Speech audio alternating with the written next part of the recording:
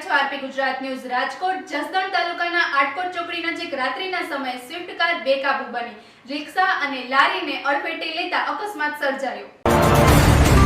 કારમાં 4 લોકો સવાર હતા, જેમને ઈજા થતા 108 મારફતે હોસ્પિટલ ખસેડાયા છે। અકસ્માત બાદ લોકોના ટોળા ઉમટી પડ્યા હતા, જ્યારે આટકોટ પોલીસ ઘટના સ્થળે પહોંચી વધુ કાર્યવાહી હાથ ધરી હતી। પ્રાથમિક તારણ મુજબ કારની વધુ સ્પીડ હોવાના કારણે અકસ્માત સર્જાયો હોવાનું માનવામાં આવે છે। વધુ સમાચાર માટે જોડાયેલા રહો આરપી ગુજરાત ન્યૂઝ રાજકોટ।